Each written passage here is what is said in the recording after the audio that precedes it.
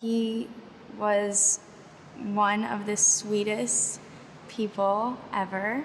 We laughed together. We were kids together. She was always kind of a feisty, demanding kind of kid. I had a lot of friends and I was popular at school. I did well, I had good grades. And for some reason, it never quite felt right. And I kind of felt a little bit out of place. I was probably, the hardest on myself. I downed a big bottle. The magic pill. It made me feel comfortable. I remember getting this warm rush, this amazing good feeling. That was my love affair. 10, then became 15, then became 20. Friday, Saturday, Sunday. And then I would use on Thursday, Friday, Saturday, and Sunday. And then it would kind of spill over into Monday. I thought I was an aware mother. I really did. I thought. She changed clothes, she changed friends. They kind of brushed it off and felt that it was just a phase. Parents think it's the big things that they start lying to you about little things, like whose house you were at. I'm like, what's going on with you, Patrick? I can't believe you wouldn't trust me. Oh, it worked. Absolutely, it worked. I became the enemy, and everything I did was wrong, and he was angry all the time. My parents didn't know what to do with it.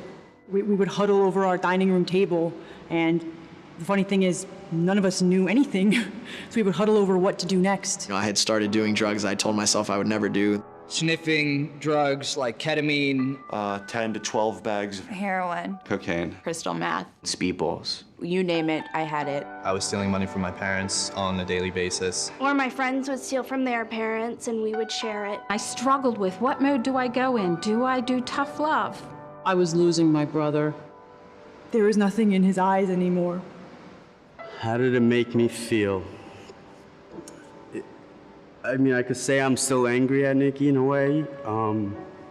People don't want to talk about it so that it doesn't exist, but it does. I was terrified.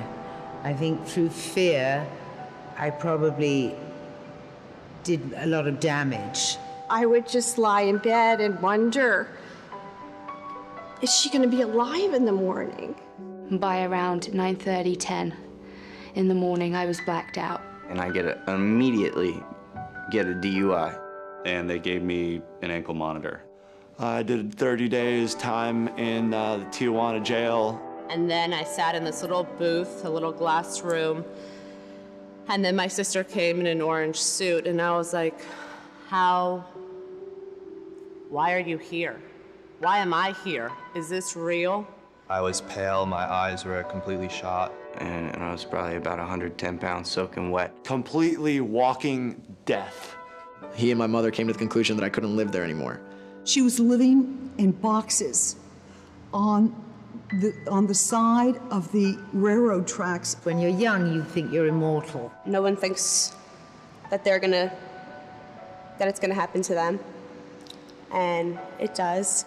On Mother's Day, 11 o'clock, my doorbell rang. He was a detective, and unfortunately, he told me your son passed away. August 11th, 2009, I got a phone call. I don't know if you heard, but Nikki died last night.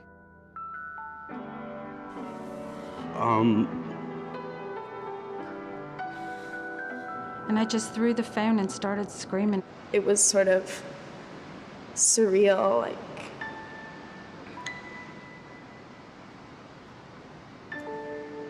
I have lost 3 people. My best friend. Family. My brother. My twin brother. My sister. My father. My grandfather. My son, Luis. My son and my daughter. So many people.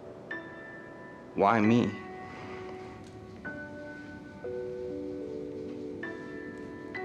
Why do I get another shot at this? Emotionally, I had hit a bottom, finally. Mom, put me in a hospital, I need help. My dad actually is in recovery as well. My brother is in recovery and I'm in recovery. 3 of my siblings. Myself.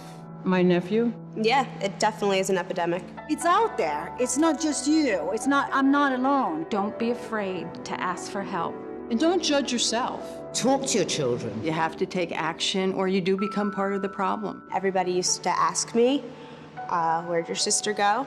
And I would say, to rehab, and they would ask me why.